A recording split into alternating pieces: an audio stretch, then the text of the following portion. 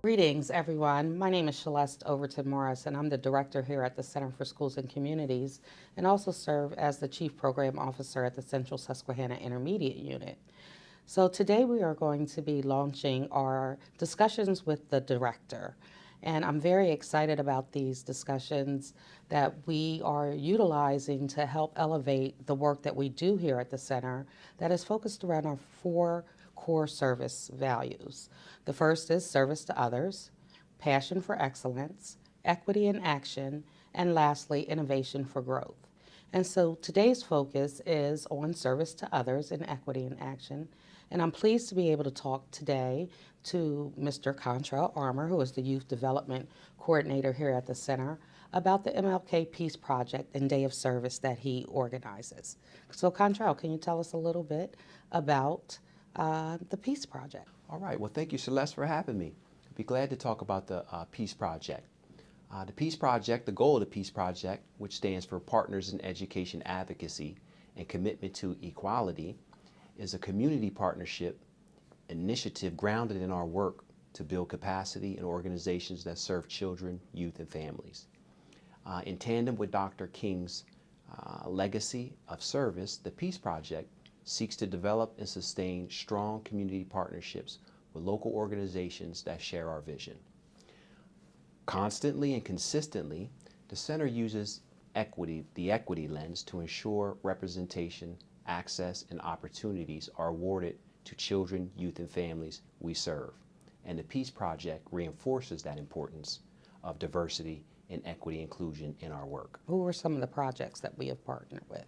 Sure. So starting back in the 2018 and 19 project, we were very fortunate to be able to partner with the Family Promise. Family Promise was a homeless shelter that brought families in that experienced a disaster. We were able to build what they called a kids corner. So this consisted of a small library, quiet station for reading and computer use, where we even had staff that donated their own personal items to make that come together. During the MLK Day service at the Family Promise location, staff from the center, volunteering their time, even brought some of their children out to help paint, to help build some bookshelves and do some other things. It was a great, great day. We continue to move forward with the PEACE Project with the Neighborhood Center. What I'd like to talk a little bit deeper about that process, because the PEACE Project is about building that capacity, is it was more than just donating items to give away, more than trying to talk and figure out what is bringing individuals and the clients to the community center to get those items, right? So we wanted to look at the systems or the challenges that their clients are facing in the community to help better serve them, right? As welcoming as it is to come get those items, our goal and their goal would be to have people not needing to come get those items. So part of that building capacity part is very important in this project. Yeah, I actually remember participating in both Hope Promise and the Neighborhood Center, and really being both only in time but in resources, as you mentioned. And I know going through my own closet and really just realizing, one, you have too much stuff, and two, that there are greater needs in a community, and as part of our work, being thoughtful about how we can contribute not only to the physical needs, but as you said, to the organizational needs around really identifying challenges and successes, right, to better meet the needs of the populations that these organizations serve. So absolutely.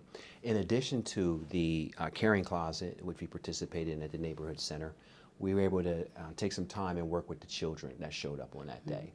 So there were some read alouds, some short stories that were read, which then students actually converted into a peaceful march, right? So we talked about what was occurring during the civil rights back in the 60s, and what was amazing in that moment, and I'll never forget, is a young man there, he's about 9 or 10 years old.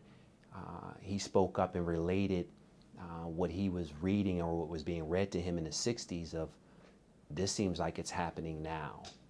So that was very impactful for a lot of our staff to know that we were on the right track with helping the Neighborhood Center develop that day of service. Yes.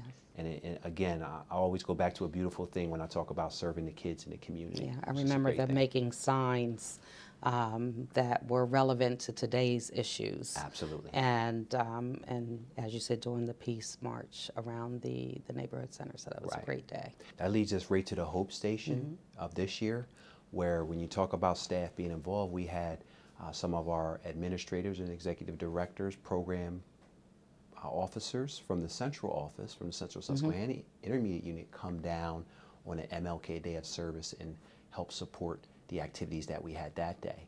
So the Hope Station, we've already donated or volunteered time to do strategic planning, to do sustainability planning with them. And again, going back to the day of service at the Hope Station, being part of what was happening there, right? So we had a few students from the local school district that were there to help unpack some of the items that, again, center staff were able to donate through what we called the giving tree. So through the holiday season and extended past that, items such as clothing items, hygiene, and even some perishable items were some of the requests that we were able to put together for the Hope Station. Delivering that to the Hope Station, helping those students sort those things out, and then, like, there's a little pause or a break, about 15 minutes of time, we decided or thought it would be a good idea to talk to those students about some entrepreneurship opportunities, right? So we really look forward in working with them, which really encapsulates all of, or brings all of what we do in youth development to the Hope Station. When we talk about homelessness, when we talk about foster care, when we talk about out of school time or 21st century programming, these are all things that are on the horizon for the Hope Station to receive and help build their capacity as well. Yeah, excellent. And you can really see where these two values of service to others and equity in action come together in a way that really empowers organizations, small nonprofit organizations especially, who do not have the budget to receive professional learning for their staff and or board members in a way that supports their overall goals for their organization. And so, you know, when I think about our work around capacity building for organizations that serve children, youth, and families. So again, I just am totally thrilled and proud about the work that happens here at the center through the MLK Peace Project. Thank you for your leadership in that role in making sure that all of the logistics and the planning that are crucial to the success of the project and the organization's goals while we're engaged coming to fruition. So thank you and the committee for all the hard work that you do. And I can't wait to see what's going to happen in 2024. So thank you for talking with me today. Thank you, Shileste. Appreciate it. Great.